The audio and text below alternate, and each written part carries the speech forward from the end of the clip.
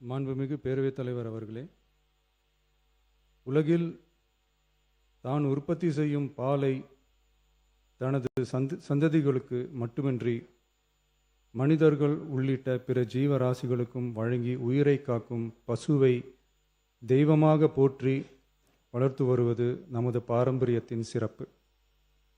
இன்றைய அறிவியல் உலகில் 1 லிட்டர் பாலை உற்பத்தி செய்வதற்காக பசுவின் உடலில் சுமார் 500 லிட்டர் இரத்தம் சுத்திகரிக்கப்படுவதாக கூறப்படும் போது பசுவின் உழைப்பை எண்ணி வியக்க தோன்றுகிறது. தமிழ்நாட்டில் 8800 பால் கூட்டுறவு சங்கங்களில் உள்ள 3,16,000 பால் உற்பத்தியாளர்களிடமிருந்து தினசரி 34 லட்சம் லிட்டர் பால் கொள்முதல் செய்யப்பட்டு ஆவின் நிறுவனத்தின் மூலம் நாளொன்றுக்கு 31 லட்சம் லிட்டர் பால் நுகர்வோருக்கு விற்பனை செய்யப்பட்டு வருகிறது. தற்போது 4.3% கொழுப்புச்சத்து மற்றும் 8.2% இதர சத்துகள் அடங்கிய 1 லிட்டர் பாலுக்கு கொள்முதல் விலையாக 35 ரூபாயும் மாநில ஊக்கத்தொகையாக 1 லிட்டர் பாலுக்கு 3 ரூபாயும் ஆக மொத்தம் 1 லிட்டருக்கு கொள்முதல் விலை 38 ரூபாய் 5/11/2022 முதல் வழங்கப்பட்டு வருகிறது. அதிகாலை 3 மணிக்கே எழுந்து மாடுகளை சுத்தம் செய்து பால் உற்பத்தி செய்யும் உற்பத்தியாளர்களின் உழைப்பையும் தீவனம் மற்றும் வேலையாட்களின் கூலி உள்ளிட்ட அதிகரித்து வரும் செலவுகளையும் கடந்த கால அரசு போதிய அளவில் கருத்தில் கொள்ளவில்லை. உற்பத்தியாளர்களுக்கு கொள்முதல் விலையை உயர்த்த வேண்டும் என்ற எண்ணம் கொஞ்சம் கூட இல்லாமல் இருந்துள்ளது. கடந்த காலத்தில் கொள்முதல் விலை உரிய அளவில் உயர்த்தப்படாத நிலையில் நம் அரசு சந்தித்து வரும் அதிகப்படியான நிதி நெருக்கடியிலும் பால் உற்பத்தியாளர்களின் நலனையும் வாழ்வாதாரத்தையும் கருத்தில் கொண்டு அவர்களின் உன்னதமான உழைப்பிற்கு உரிய மதிப்பை வழங்கும் வகையில் கொள்முதல் விலையை உயர்த்துவது நமது அரசின் கடமையாகும்.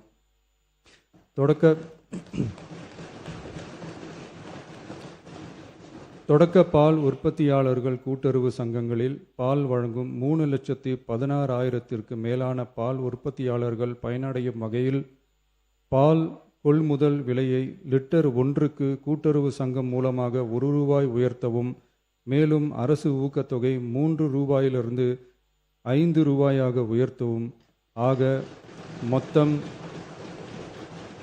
1 லிட்டர் கொள்முதல் விலை 38 ரூபாயிலிருந்து 41 ரூபாயாக உயர்த்த அரசு முடிவு செய்துள்ளது. இந்த கொள்முதல் விலை உயர்வால் கூடுதலாக ஒரு மாதத்திற்கு ரூபாய் 30 கோடியும் ஒரு ஆண்டிற்கு 360 கோடியும் செலவாகும்.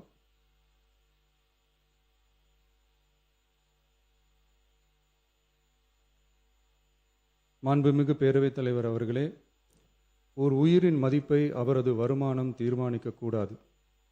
வசதி படைத்தவர், வசதி குறைவானவர் என்ற நிலை மருத்துவத்துறையில் இருக்கக்கூடாது. அனைவருக்கும் சமமான மருத்துவ சேவை எளிதாக கிடைக்க வேண்டும் என்பதில் நமது அரசு உறுதியாக உள்ளது. மருத்துவம் என்பது சலுகை அல்ல, ஒவ்வொரு மனிதனின் அடிப்படை உரிமை. ஒரு மனிதனின் உயிரை காப்பாற்றுவதில் தாமதமாகும் ஒவ்வொரு நொடியும் மிக கொடியது. மருத்துவத்தை தேடி வரும் மக்களின் பாதையில் இருக்கும் தடைகளான வறுமை, தொலைவு, மருத்துவர் பற்றாக்குறை, மருந்துகளின் விலை, மருத்துவ விழிப்புணர்வு இல்லாமை, காத்திருப்பு, அவசர கால வசதியின்மை போன்றவற்றை படிப்படியாக அகற்றி ஏழை, பணக்காரர், கிராமம், நகரம் என்ற பாகுபாடின்றி ஒவ்வொருவருக்கும் தரமான மற்றும் எளிதான மருத்துவ சேவை கிடைக்க செய்வதை முதன்மையான நோக்கமாக கொண்டு செயல்பட்டு வருகிறது நமது அரசு.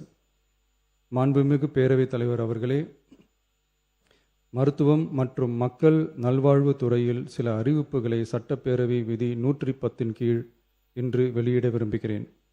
வடசென்னை மக்களுக்கு உயர்தர மருத்துவ சேவை எளிதில் கிடைக்கும் வகையில் பெரம்பூரில் ரூபாய் 300 கோடி மதிப்பீட்டில் 400 படுக்கைகள் கொண்ட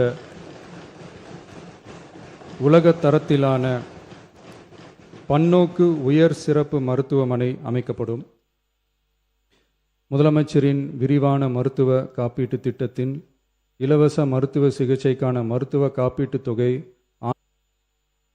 5 லட்சத்திலிருந்து ரூபாய் 25 லட்சமாக உயர்த்தப்படும். உலக தரத்திலான பன்னோக்கு உயர் சிறப்பு மருத்துவமனை அமைக்கப்படும். முதலமைச்சரின் விரிவான மருத்துவ காப்பீட்டு திட்டத்தின் இலவச மருத்துவ சிகிச்சைக்கான மருத்துவ காப்பீட்டுத் தொகை ஆண்டொன்றுக்கு தற்போதுள்ள 5 லட்சத்திலிருந்து ரூபாய் 25 லட்சமாக உயர்த்தப்படும்.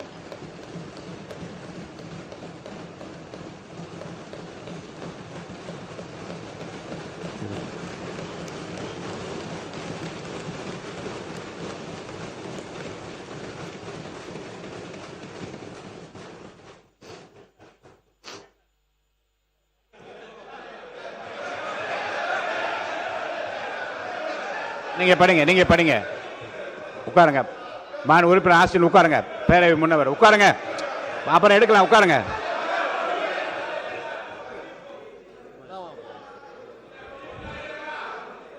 நீங்க தொடர்ந்து படிக்கலாம். இருங்க. மாண்பு முதலமைச்சர். திருநங்கையர்களுக்கான மருத்துவ மற்றும் அறுவை சிகிச்சை சேவைகள் கூடுதலாக சென்னை, ஸ்டான்லி, திருநெல்வேலி, தூத்துக்குடி, செங்கல்பட்டு, திருவாரூர், தருமபுரி மற்றும் கன்னியாகுமரி ஆகிய 7 அரசு மருத்துவக் கல்லூரி மருத்துவமனைகளில் முதலமைச்சரின் விரிவான மருத்துவ காப்பீட்டு திட்டத்தின் கீழ் வழங்கப்படும்.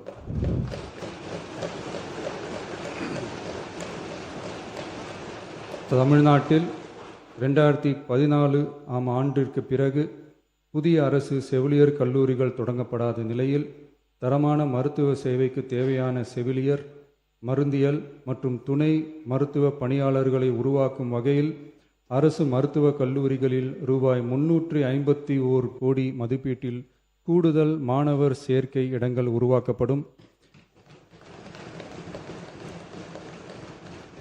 7 புதிய அரசு செவிலியர் கல்லூரிகள் தொடங்கப்பட்டு 660 பிஎஸ்சி செவிலியர் மாணாக்கர் இடங்கள் உருவாக்கப்பட்டு ஏற்கனவே உள்ள செவிலியர் கல்லூரிகள் மற்றும் செவிலியர் பள்ளிகளில் கூடுதலாக 1925 கூடுதல் மாணாக்கர் இடங்கள், எண்முறை மருத்துவம் உள்ளிட்ட 12 துணை மருத்துவ படிப்புகளில் 2778 மாணாக்கர் இடங்கள்,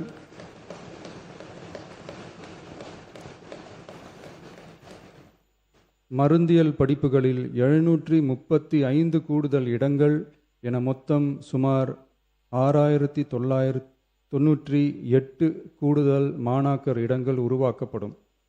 தமிழ்நாட்டில் அதிகரித்து வரும் புற்றுநோய்களை தடுக்கவும் தரமான சிகிச்சை வழங்கவும் முதலமைச்சரின் புற்றுநோய் பராமரிப்பு இயக்கம் சீஃப் மினிஸ்டர்ஸ்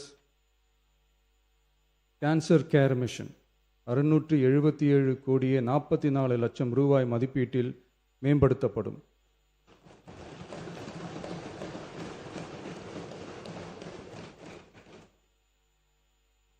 ராஜீவ்காந்தி அரசு பொது மருத்துவமனையில் 471 கோடியே 80 லட்சம் ரூபாய் மதிப்பீட்டில் G+14 தளங்களுடன் ஒருங்கிணைந்த புற்றுநோய் சிகிச்சை பிரிவு அமைக்கப்படும்.